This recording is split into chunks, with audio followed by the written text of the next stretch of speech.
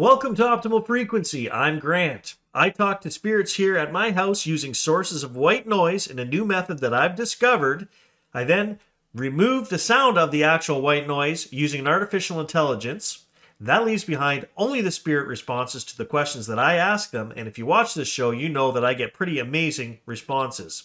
Last week, I did 2 sessions, which broke down into 4 videos on the Bennington Triangle. That came about because William Shatner was on TV and they were doing an episode on that. I heard something that one of you guys had sent to me and it reminded me about that case. I started watching it. It's pretty interesting stuff. I really like the sessions that came about because of that. But in the episode that William Shatner did, they tried to tie in something else that happened in 1924, which was the Albert Ostman story. So these two stories, the Bennington Triangle and Albert Ostman, are in way different locations, so I don't think they're related at all. But what happened is, if you don't know the story, Albert Ostman was a prospector slash lumberjack, and back in 1924, he claimed to have been kidnapped by a family of Sasquatches. They held him for 6 days. He finally managed to escape and didn't tell his story for many, many years after that. I've been sitting here for hours researching this. I've had half of it done as far as the storyboard. I've gone back 3-4 times. I finally found his story from his lips. So I want to read most of that, narrate that, because as a guy who likes history, I want to know, what is a prospector doing in 1924? What has he got for equipment? What's he thinking in his head? How is he handling the nature and the woods all by himself? What are his movement patterns? All that stuff he tells us in his own words. I find it super interesting. If this might go a little bit longer than normal, but I want to cover the whole thing. And as usual, I'm going to break it into sections. Any questions that arise from the story that he's told, I'm going to take my questions up to the sink, try and contact him there, get the full story from him, even though he's now in spirit form. Hopefully he can come through and answer our questions. We'll see what happens, but it should be interesting stuff. So this is Albert Ostman, Bigfoot Kidnappings. Stay tuned.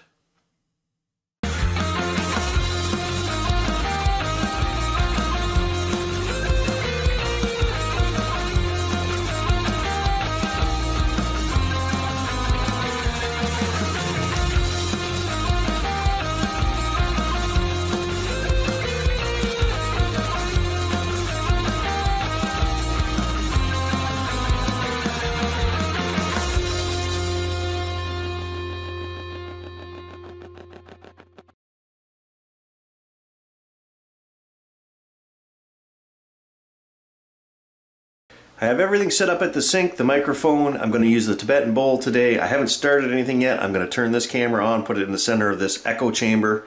I'm going to use the tripod I have here in the corner to get the camera up so it's more in the center of the room. Might help, I don't know. The last few sessions using the echo chamber have been, clearer, I think. I think it's working.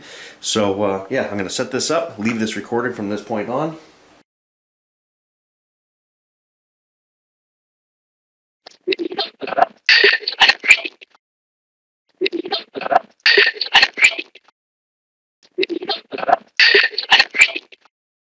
And I'm going to point this so that, the front, right, left speakers are kind of facing the camera, and then you've got the 2 side ones up there and behind me, right over by that door frame. I need my phone this time because last time I forgot it. Oh, it's only at 58%. Should be enough, I'm hoping. It's probably going to be about half an hour of filming at the sink because, again, I'm doing a double session, man. I walked right into this. I said I didn't want to do a double session. Here I am doing a big double session.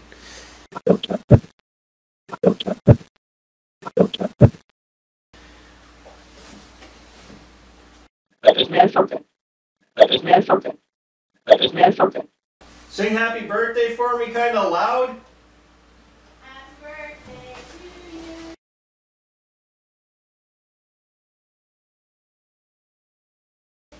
Oh, dude. Okay, stop.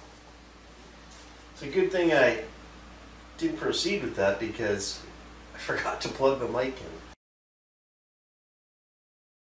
I got the cable right here. I was like, why? She's singing and I'm not seeing anything. Sing for me again. Happy birthday to you. Oh, yeah, now I can hear her coming through the speakers.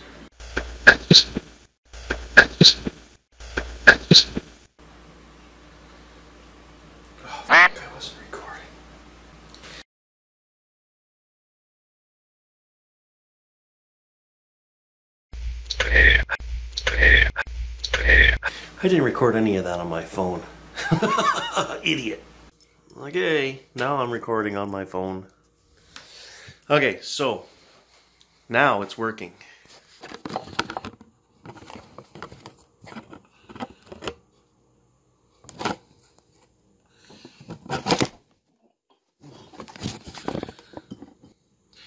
There, hopefully that phone does not fall down. Turn your TV off, please. Okay, we're going to go with the Tibetan singing bowl today. Let's turn this on and get started. Mic's on.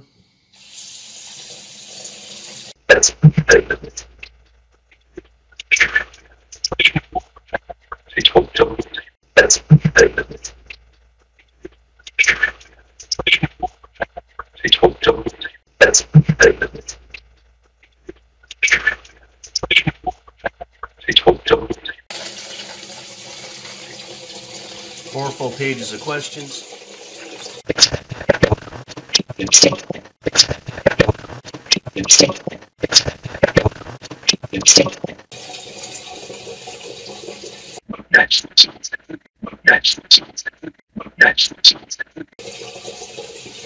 I've already spoken to my spirit team and let them know who I want to speak with. Now I have some concerns about this session.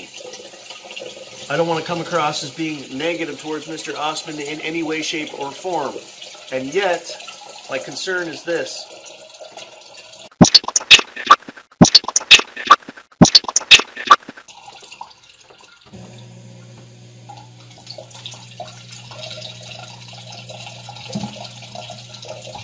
After reading his entire story and narrating that over the last couple of days, I want to believe it's a true story, but I have to say I'm leaning towards that it is not a true story. There's only one thing that makes me think that it could possibly be true, because he didn't act the way I think somebody would act in that situation. If he thought that they were a people, if he saw them as a people and not a creature or an animal, he might have been real hesitant to shoot. He might have been real hesitant to struggle while he was being carried off. Maybe he thought he could reason with them. I don't know. But let's get into these questions and we'll try and find out the answers from Mr. Ostman himself.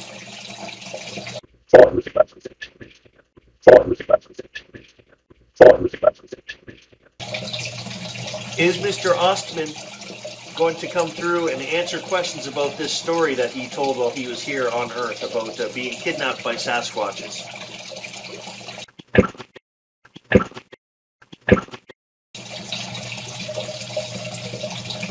Can you say his first name for us, please?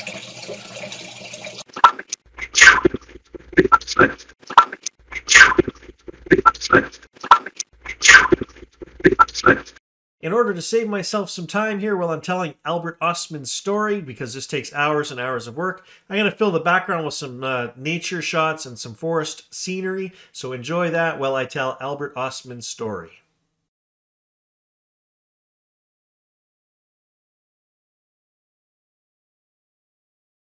I have always followed logging and construction work. This time I had worked over 1 year on a construction job and thought a good vacation was in order.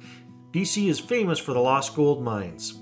One is supposed to be at the head of the Toba Inlet. Why not look for this mine and have a vacation at the same time?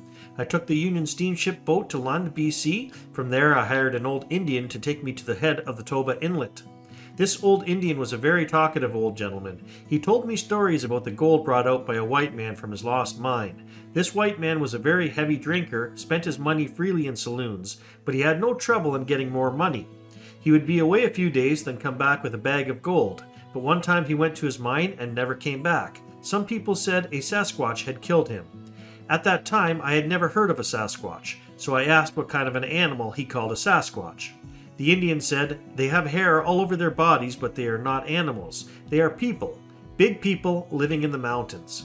My uncle saw the tracks of one that were 2 feet long. One old Indian saw one over 8 feet tall. I told the Indian I didn't believe in their old fables about mountain giants. It might have been some thousands of years ago, but not nowadays. The Indian said, "There may not be many, but they still exist." So let's just jump right into this. Albert, Did this event with the Sasquatches actually happen to you while you were here on Earth?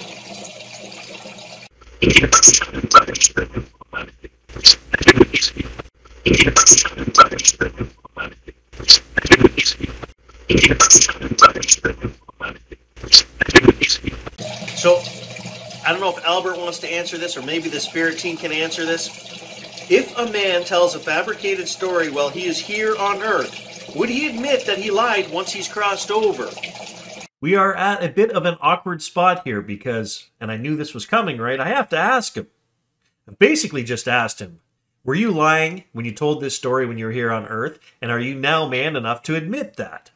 Now, regardless of what the answers are, I've already decided, because I've worked on this for 4 days, and I knew that it would be a possibility that he might just step forward and go, you know what, sorry Grant, sorry people, I lied while I was human. You know, we all make mistakes. Now, I'm not saying he's going to say that. I don't know. I haven't analyzed any further. But I've already decided that because I put 4 days work into this, regardless, and I find it interesting, the story that he did tell to John Green in the 70s, I'm going to play the whole thing for you in the next, throughout these videos. I'm going to put it all on the channel, regardless of what the answers are. We're going to get information from them, regardless of what the answers are. Okay, so that's why I'm pushing forward with this. I really don't care if he says he lies or he told the truth. I mean, like I said, I hope it's a true story. It would be very interesting if it is a true story, but I'm not here to manipulate the data. Whatever I hear, I'll put on the screen. You decide if you hear something different.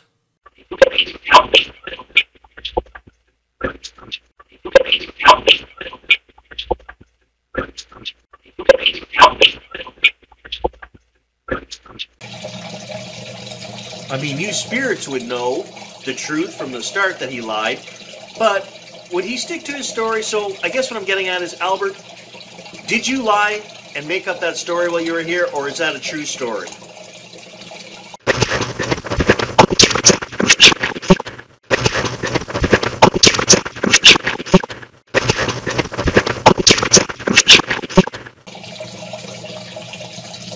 And if you did lie about it, would you now be man enough to tell us, yeah, I lied when I was on Earth?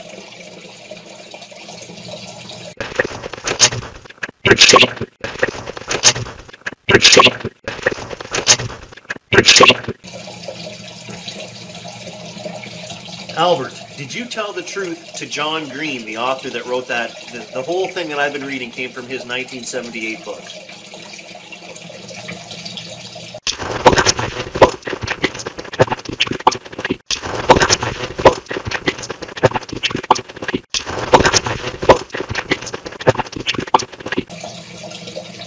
I'm getting tingles across my neck here a couple times now as I'm getting like a confirmation, like, yes, he is, I can tell that Albert Ostman is going to talk to us.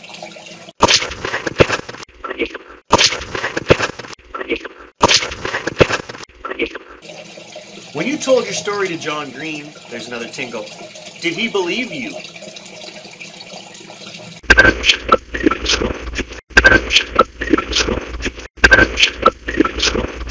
We arrived at the head of the inlet about 4:00 p.m. I made camp at the mouth of a creek. The Indian had supper with me, and I told him to look out for me in about 3 weeks. I would be camping at the same spot when I came back. Next morning I took my rifle with me, but left my equipment at the camp. I decided to look around for some deer trail to lead me up into the mountains. On the way up the inlet I had seen a pass in the mountains that I wanted to go through to see what was on the other side. I spent most of the forenoon looking for a trail but found none, except for a hogback running down to the beach. So I swamped out a trail from there, got back to my camp about 3:00 p.m. that afternoon, and made up my pack to be ready in the morning. My equipment consisted of one .30-30 Winchester rifle. I had a special homemade prospecting pick, axe on one end, pick on the other. I had a leather case for this pick, which fastened to my belt, also my sheath knife. The storekeeper at Lund was cooperative. He gave me some cans for my sugar, salt, and matches to keep them dry.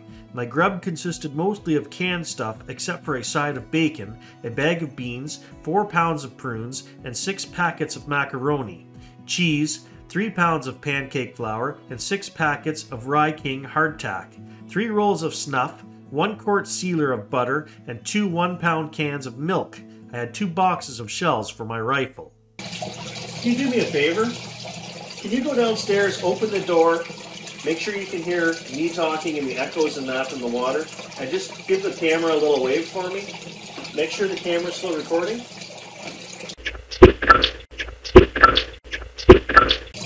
She's slow to get off the couch, but she's moving.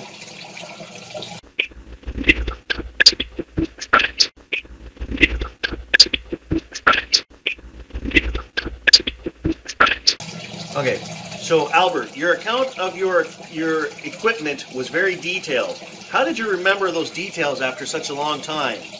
So Albert, your account of your equipment was very detailed. How did you remember those details after such a long time?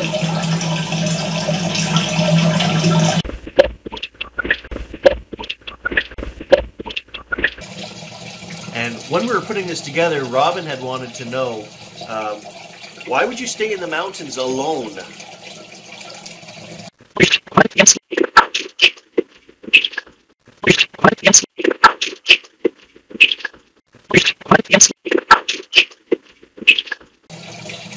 Why didn't you ask that old Indian guide that you hired to stay with you?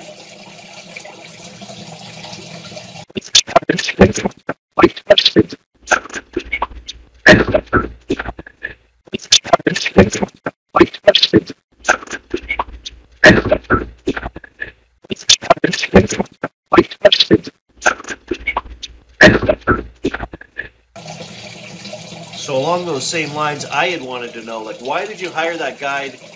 Basically took you to the spot, I guess, looking for the gold mine, and he sort of dropped you off in that location, and then you said you would meet him 3 weeks later. I'm just wondering, again, why didn't you want to go get him to take you further, or maybe even help you search for the mine?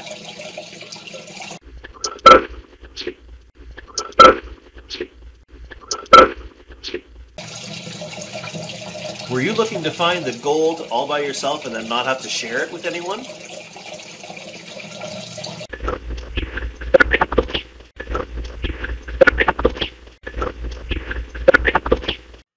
All right, guys, thanks for joining me for this first part of Albert Ostman's story. Join us next time. We'll continue the story as he encounters the family of the Sasquatch back in 1924. Thanks for watching.